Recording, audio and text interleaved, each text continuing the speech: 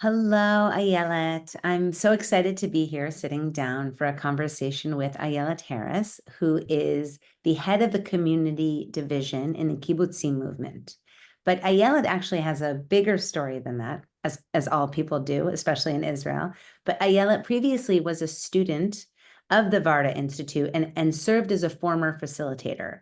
And her role in the kibbutzim movement became so large that she ended up taking a full-time position where she works now in the kibbutzim movement with the training as a community builder in her background. And so I want to talk to you today a little bit about the work you're doing in the kibbutzim movement and the work you've done with the Varda Institute and how they collided together. And first, I think we should go back to October 7th and where you were that day and how some of your training as a former facilitator impacted you on that day and how you ended up going forward and working with the kibbutzim movement and the Varda Institute. So let's go back to October 7th. Tell me about that. Hello. Yeah. Thanks, Shira. So October 7th, I think we woke up in a very panicked mode and just watched as the horrifying news kept rolling in. Part of my team lives on the kibbutzim that had terrorists penetrate and were sending WhatsApps during the attacks, saying what was going on in their house, what they could hear, what they could see. So really it was petrifying and alarming and confusing. I live in the northern part of Israel, so we immediately went also into a state of preparation, not knowing the extent and if this war is going to expand to our area. So we were all in a very extreme situation and shock. And also, as I keep repeating the story and telling it, I keep forgetting that there were no schools the following day. The whole of the Israeli system just really froze.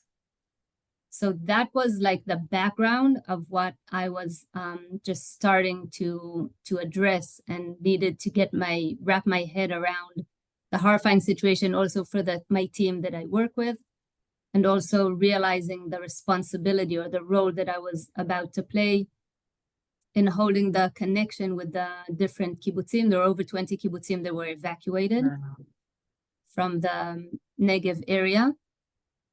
So the first thing that I did, which is something that I knew because I studied the theories from the Varda Institute, was to map and analyze the situation. And in order for me to do that, I'll just explain the geography. I live on the northern part of Israel and everything froze. I didn't have a school system. My husband was recruited. He was guarding the kibbutz, but he couldn't leave. And we were all like in a state of, it's about to happen. So I couldn't leave. I was just basically stuck in the northern part of Israel. And all of this drama was going on in the southern part of Israel. And I knew that in this state of horrific drama and chaos, I had to reach out and understand what was going on the ground. So in order for me to have this picture of what was going on or to map the situation, one of the first things we did was to create a network of people that their responsibility was to create meaningful connections with the kibbutzim in their different places that they were evacuated to. So we have 20 kibbutzim and they were evacuated to different areas in the country. So some were in Eilat, which is the most southern part of Israel, somewhere at the Dead Sea. Some were located in the center, and they were just in a very big spread geographically. And also what they went through was on a very big scale of trauma and pain and hurt and loss and a lot of confusion. In the first few days, communities didn't know where people were. People were missing, but they didn't know if they were murdered, if they were kidnapped. People were in a very shocked state of mind. So what we did was basically position people that their job was to be with the kibbutzim in the different areas that they were evacuated to. And then through this network of information that kept feeding back to us, we could start to understand the challenges and what was going on and what the state of the community is panning out through the first days, the first weeks, the first month.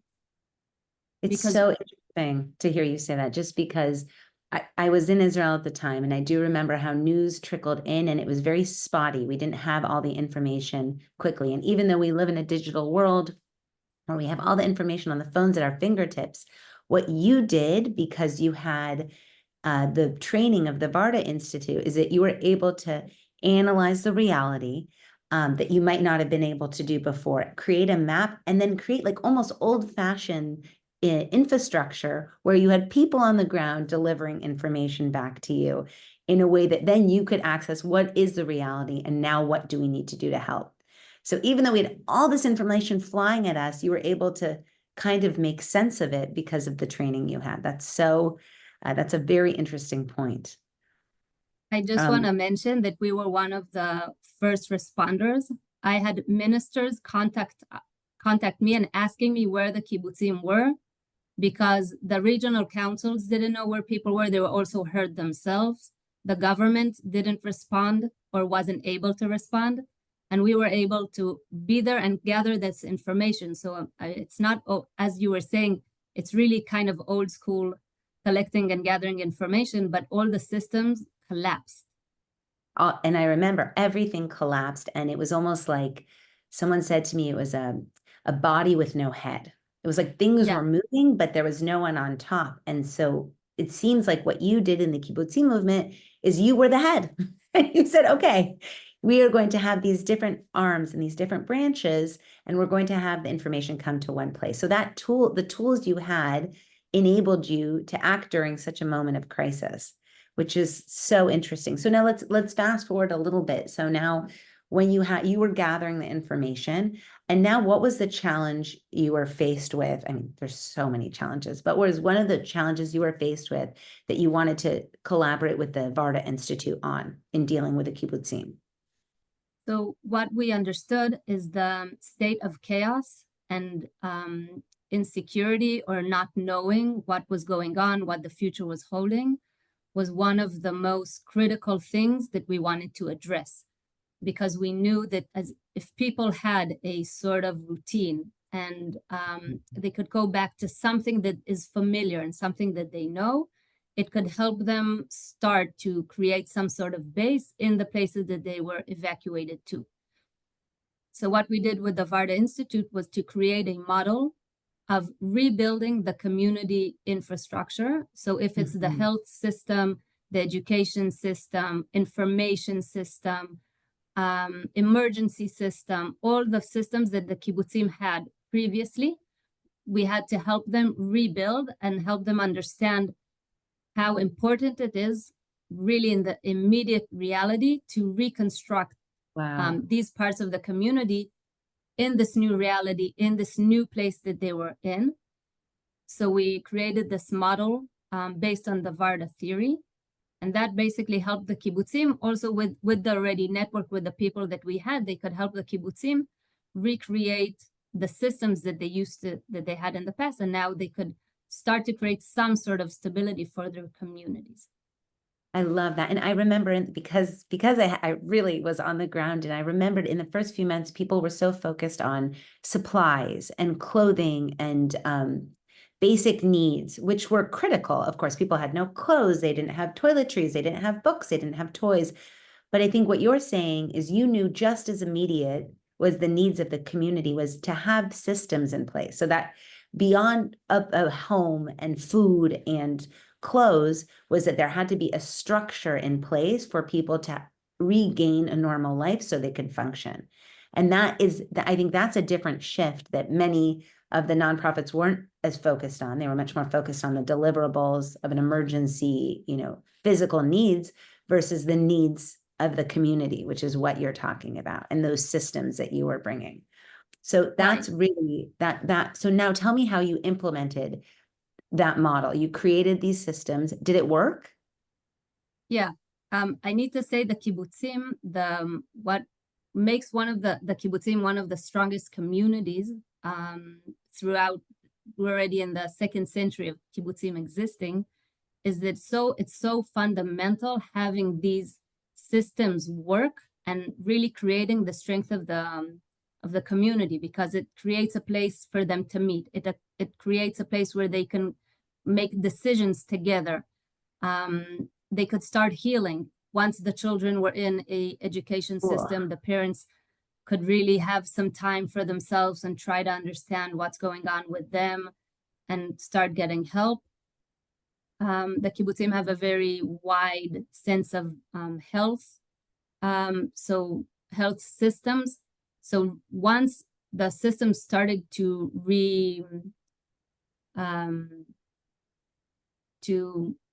I think, start giving services. Once the systems were in place, yes. Yeah.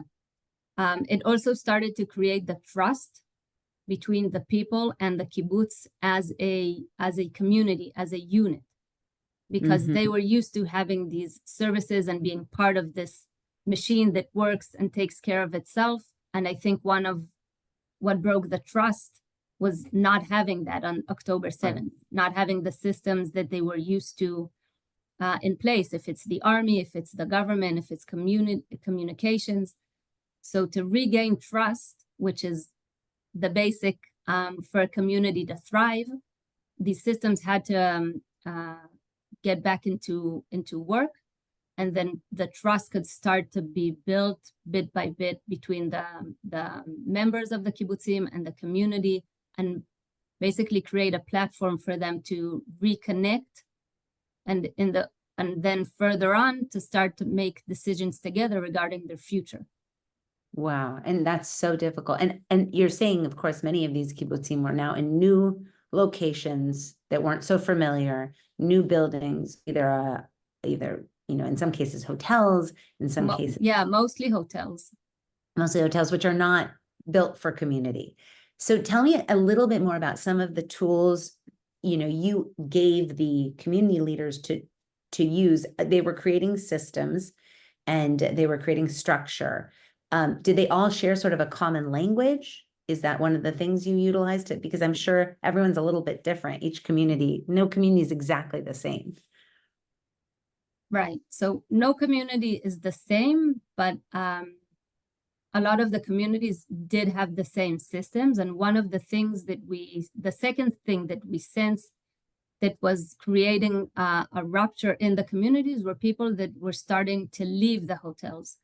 Because it was very difficult for families to stay in one hotel room, even if they had two hotel rooms, if they adjoined, if they had, let's say, 3 children and up. It's still a very difficult situation for a family to live in. So once people or families started to leave, communities started to feel like they were being ripped apart. Oh my gosh. So the second thing we did, and also here the Varda Institute helped us to tune the model that we were building, was to create a model of connection. So people that are leaving or aren't with the community in the hotel could still feel like they're a part of the community. There was still a connection. Somebody from the kibbutz was still in charge of reaching out and creating that connection with the people, because we knew how the communication and the relationship between the kibbutz and the members is crucial, not just to be able to work together, but to be able to and create together a life. But even if they're not physically in that place, they could still have a sense that they belong to the community. Amazing. And I spoke about this earlier, that community identity, which doesn't mean you have to live in the same place to have that same community identity. So how did you keep those communications? How were you able to communicate with people who are leaving? Was it just through emails? How are you including people? And through these tools the Varda Institute gave you? So my position is basically the kibbutzim movement have 259 kibbutzim fanned out from the northern part of the Israeli border until the southern side of the Israeli border. And at this specific moment, we were focused on these 20 or something kibbutzim that were evacuated. So we had to create tools that the kibbutzim could then implement and work themselves, because we also knew that if the kibbutzim took back the responsibility for Yes. their own well-being and taking care of it, would be a part of their journey to heal. So we basically built tools that the kibbutzim themselves worked and implemented on their own systems. So we created a model where basically the kibbutzim had to reach out to people, collect the information themselves, and then understand how they could keep the community with the people that aren't in the hotel with them, because we were looking a few months fast forwarding in time, sensing that if they didn't if they weren't now connected to the kibbutz, even though they weren't physically there, it would be even more difficult in the future to go back to the kibbutz. So we knew how important it was in that immediate situation to help, to encourage the kibbutzim to have that connection with their members. Wow, it's so interesting, because again, I remember everything felt very urgent, that a lot of the needs we're addressing were at the very moment of a crisis. And you were so forward thinking and using these tools, saying, well, okay, but what's going to happen if you, a few months down the line, when we know people are going to lose their connection. In parting words, I want you to share kind of where you guys are now, and where you feel, because some people have been evacuated for many months, for a year, over a year. Other people have returned to some semblance of normalcy. So where do you see the community now going forward? And what's your mission now? So I'll just say, because I feel like the Varda theory is really a part of my state of mind. I always look to see the connections that people have with their community. So on the southern side of the kibbutzim, because they were evacuated together, even though some people have left or families have left, they still were together as a community in the hotels, and then moving to a temporary place while the kibbutz is being rebuilt. They still have a strong sense of community. So as long as they keep working together, creating together their future, maintaining the systems, the education system, the welfare system, looking out for the elderly, I feel like the main issue now is creating a narrative of how they can tell the story of how they dealt with the horrors of October 7th, and then coming back to the kibbutz from a place of, I think, a stronger position of a more unified community. So it's really now putting the emphasis on how they tell their story, firstly to themselves as a community, and then after how they tell it outside. And I think looking at the northern kibbutzim, because also there we have over 20 kibbutzim that are also evacuated, and the future is very vague and unclear, and it creates a lot of stress. And a lot of the evacuation centers, even though they were hotels, have basically, most of the families have left. So the communities don't have a geographic center.